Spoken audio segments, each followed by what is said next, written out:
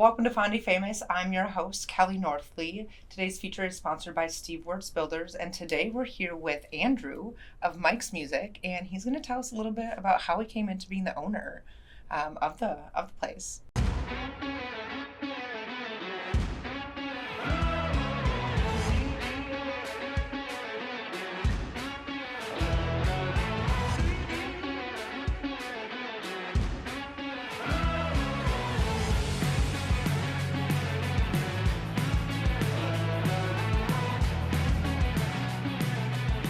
Are you ready to get started?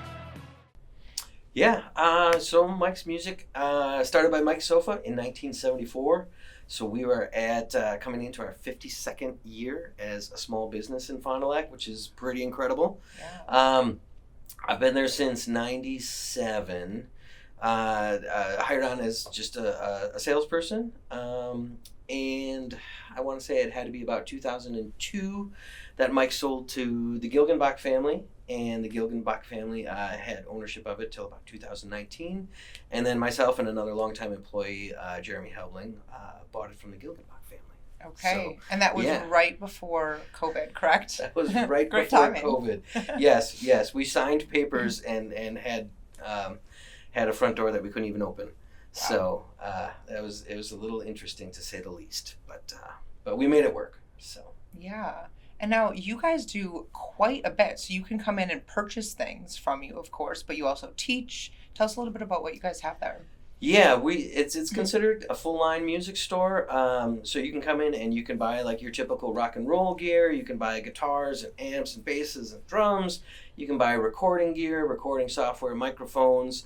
But then we have a really robust lesson program. We have roughly, I want to say, about 9 teachers and 250 kids that come through there a week, and we'll teach just about every instrument. And then a full service repair department as well for guitars, orchestra instruments, and band instruments as well. So yeah, Okay. it's kind of a one-stop shop. So. Yeah. And it's been around for a while, and you guys are like the go-to place to get an instrument. Yeah, it's been pretty great. We'd love to expand out of the Fond du Lac community, and we do. We have a lot of faithful customers that, drive quite a ways to come see us for stuff. But maybe someday a satellite store somewhere wouldn't be such a bad idea either. Yeah, that'd be pretty cool. So you said that you guys teach a lot of instruments. I'm just curious, what instrument do you think that you teach the most? It is pretty solid, and it's been this way, I want to say, for at least 15 years. It's guitars by far the most that's popular. what I was assuming, but I wasn't sure. It was, for the longest time it was piano. Okay. But guitar kind of took over, with piano being kind of right behind them. So Okay. they're still both really popular, ways to get into music. Piano's great because you can get into piano lessons, as young as 4 or 5 years old. With guitar, we really don't start seeing success until like 8 or 9. Just for the dexterity that you need. Yeah. But yeah, it's been fantastic. It's a great group of teachers there right now. So. And you said you have 9 people right now. We have 9 instructors Okay. there. I think that's right. Okay. I'll have to double check it. 9-ish, somewhere in there. Yeah. Okay. And you guys are constantly having kids and all ages come in to learn about how to play? Yeah, all ages. It's surprising, and I feel like maybe COVID was part of the catalyst for this, but the amount of adult students and people that are retired right now is kind of at an all-time high. Okay. We have a lot of people coming in already at 10 a.m. That want to learn guitar. They're like, I retired. I have some free time. I want to do something different, and a lot of them just love it. They're pretty excited about it. So I don't blame them. Playing an instrument is a lot of fun. for sure, yeah. I'm sure it helps with like developmental and all sorts of things. Oh, exactly, yeah. And as you get older, they always say that the Sudoku and all those things are supposed to be great, and Yep. music is the same. It just keeps the brain going. So. Yep. Okay, here's one for you. What is the most unique instrument that you guys teach or have taught there? Oh man, the most unique instrument. Throwing you for one here, but I'm just curious. Boy, we really haven't had anybody that has done anything unique. We haven't had like a harp teacher Okay. or anything like that, so it's really been pretty standard, guitar, bass, drums, Yep.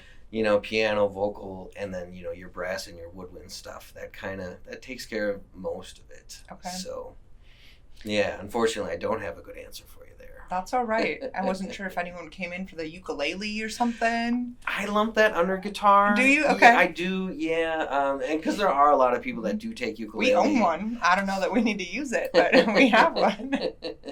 Yeah. And a lot of people that play guitar, if you're in it for a handful of years, you just start to gravitate towards stuff like that as something extra. Uke is great because you can take it camping with you. You can kind of take it anywhere.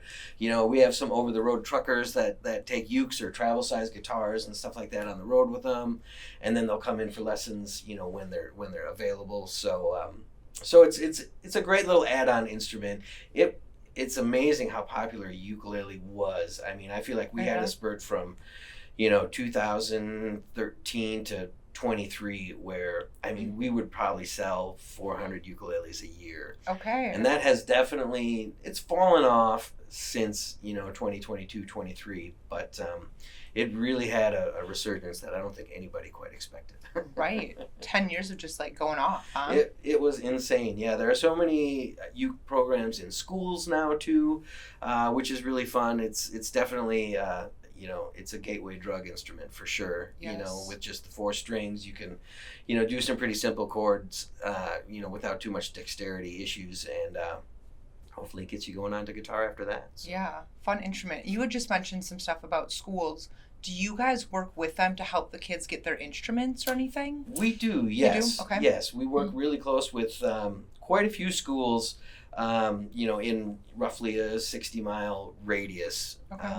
And we'll help them with band rentals, we'll help them with band repairs, and help keep their fleet of instruments rolling, replace them when needed. Yep. So and repair them like you had mentioned. Correct. Yeah. We keep a pretty tight relationship with quite a few schools. Okay. So they would like rent it from you and then bring it to the school to play it and learn at that? Correct. Okay. Yes. The rentals are individual, with the student and their parent. And then schools will have some of the larger instruments, your tubas, your euphoniums, your stand-up basses, things like that. They'll provide those, but everything else typically is something that the student has to provide. So we help them get that at a reasonable rate and keep it serviced for them too. So. Okay, that's handy, especially Yes. for us parents who already have all the things to do, right? Like, Exactly. Barely remember to service my car. Yeah, it works out pretty great. I mean, we even, we visit the schools once a week. We kind of have a set schedule, so we try and make it as pain-free as possible for the parents. So you go to the school we'll to go clean to the it school, for them? pick it up. Well, we'll pick them up, bring them back, Okay. do it, and then we're like the Grinch in reverse. Yeah. You know what I mean? So we actually are repairing them and bringing them back as opposed to just taking them. It's funny. Okay. So you guys do a lot with instruments. If someone wants to come in and they've never played an instrument, what would you suggest in getting them started? If someone comes in and they don't really know what they want to do, we'll kind of walk them around the store and pick their brain. The best thing is to really get them to decide as opposed to like try and maybe funnel them into an area that might be popular or easily attainable. It's better really to get them to come to that conclusion because the results are better. Right. If they're really excited about what they're what they want to be learning. So sometimes it's just it's about conversation, seeing getting in their brain and seeing what they want to do and try and help them from there. So okay. And if someone is new to having an instrument and they come to purchase it through you, are there things that you typically walk them through in that process? We walk them through some basic service and care ideas. We also provide them free checkups for when they just buy an instrument. They can bring it back in for like a free checkup. The first time, things like that. And we really encourage them getting into some sort of lessons or some sort of structured environment. It tends to yield better results that way as opposed to a lot of people will get an instrument and they will play it one day and it will just kind of start collecting dust. Yep. Because they don't know what to do. You know what I mean? They'll watch a couple videos and then if they get frustrated and they don't have anyone to bounce ideas and get feedback from, it that's not for everybody, to just pick up an instrument and learn it themselves. A lot of people just do better with some sort of vague structure, you know what I mean, to get them on the right path. It's like accountability, kind of like going to the gym or something. You just need someone. Hey, we're going on Tuesdays. That's when we learn our ukulele. Yep, you got it. You got it. That's a great analogy. Okay, so what do you think your favorite part of being a part of Mike's Music has been over the years? My favorite part is probably just all of the instruments in general, and the older the better. Okay. That's the most exciting thing to me personally. I love the old instruments. It's amazing when they come in and they're not working and we can bring them back to life. You guys also sell some refurbished machine things. Yes, we do a lot of used. A lot of used instruments. Okay. And used is always very popular. It's almost the first thing out of everybody's mouth when they come in. Okay. Hey, do you have any used guitars? So if I could fill my store with used stuff, I would.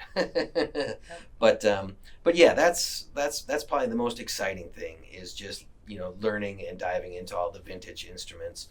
But a close second is when you develop relationships with people and you kind of see them fall in love with the instrument. That's pretty rewarding too, because you like to think that you have a part in it. You probably don't. But to see someone else really just fall in love with guitar is, that's a pretty cool thing. Yes, I would imagine you probably get to see them start when they don't sound so great too, to like when they actually are playing music, right? Yes. We there have been some kids that have gone through for 7, 8, 9, 10 years, and a lot of times they'll walk out much better players than I'll ever be. So okay, that's pretty great to see. Right, and that's a long-term relationship too. You get to just watch the progress and see them. It is, yeah, and then you get to know their parents, and the parents will kind of come in, and then if you're on the sales floor, it's almost like happy hour where they just want to come in and sit at the counter and chat with you for a half hour while the kid's in the lessons, and so developing those relationships is also a lot of fun, but even better when you watch the kid and they're just it's kind of blowing up right in front of your eyes of how good of a player they're becoming. Yeah. So. Have you ever seen anyone go on to pursue music professionally? An awful lot of them, yes. Okay. Yes, I could probably rattle off 10 music teachers in the area that all took lessons at the store at one time and now have pursued it that way. Yes. Quite a few people that have either taken lessons from us or taught lessons from us have moved on to running recording studios, or just being in bands full time. So we see an awful lot of that as well, and that's also pretty nice to see. Right, and like it just makes you become part of that story and that community piece. Yes.